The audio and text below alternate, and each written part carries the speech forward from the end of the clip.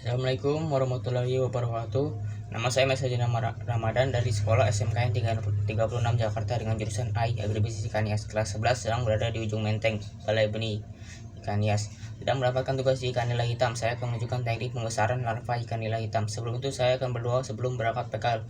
Bismillahirrahmanirrahim. Amin. Setelah berdoa, saya akan naik kebutuhan jasmani, melatih otot tangan dan bersimbang.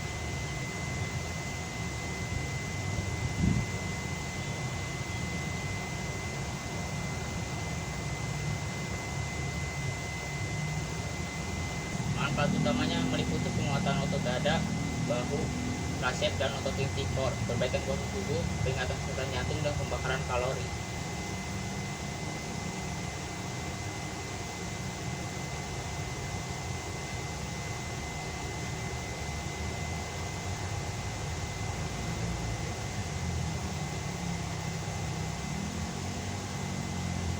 Manfaat Filbuto Wolf untuk melatih keseimbangan, memperbaiki postur, memperkuat otot kaki.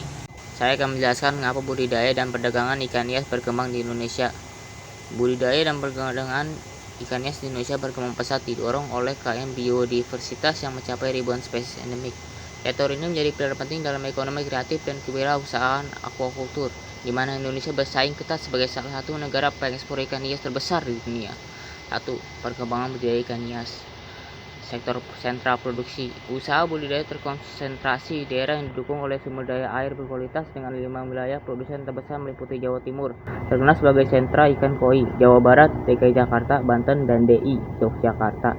Spesies unggulan. Komoditas yang paling banyak dibudidayakan dan memiliki nilai ekonomi tinggi meliputi arwana, super red, golden, dan lain-lain. Koi, cupang, atau beta, gapi, biskas, hingga ikan hias laut seperti udang hias. 2. Perdagangan domestik dan internasional. Tren pasar.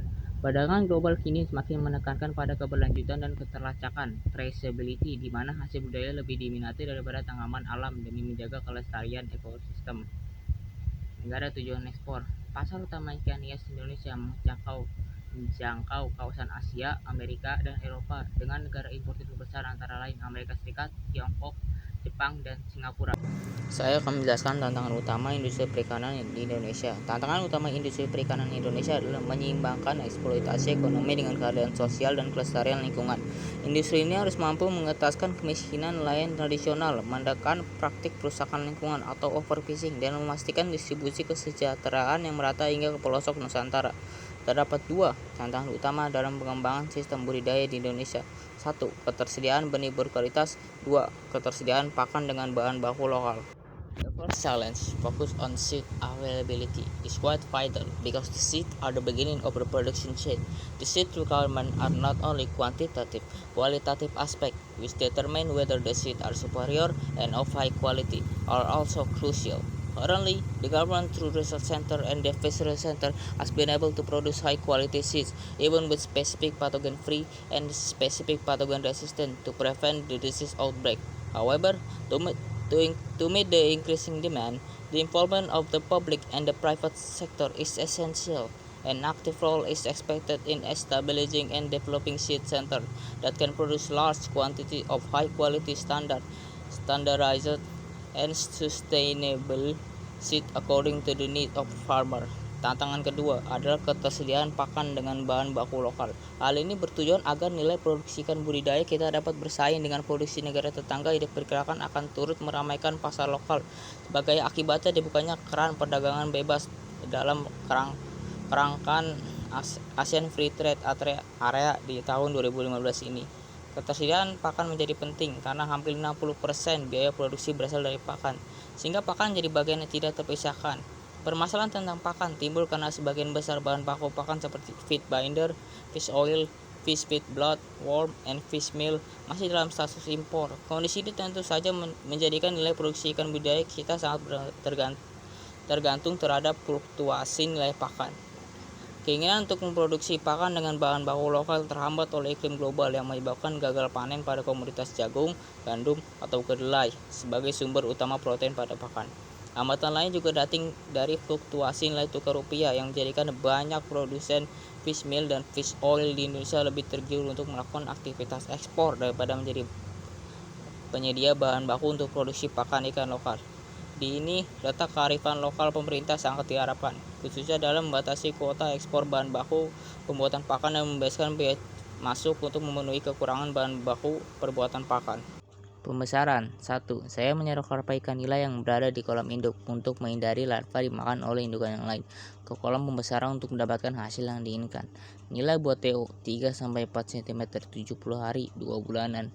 Nila buat jual 6-7 cm 100 hari 3 bulanan. 2. Pakan menggunakan pakan Fengli PF0 Primavit Zero dengan protein berkisar 40% sampai 42%. Diberikan menggunakan tangan dicelupkan atau menggunakan alat bantu seperti gayung. Diberikan pada saat pagi hari dan sore hari. Dan ada 2 metode pemberian pada di kolam beton. 1. Memutari kolam, dan 2. Membiarkan air yang menyebarkannya.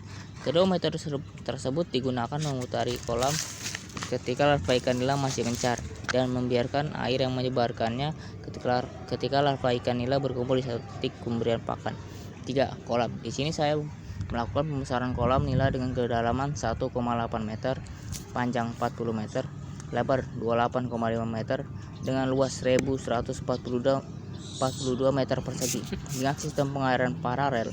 Sistem pengairan paralel untuk kolam ikan adalah metode di mana setiap kolam menerima pasokan air bersih langsung dari sumber utama, bukan dari limbah kolam lain, dan memiliki saluran pembuangan terpisah. Dan sistem pengairan paralel memiliki banyak keuntungan seperti 1. Kualitas air merata. Setiap kolam mendapatkan pasokan oksigen dan air bersih yang sama kualitasnya.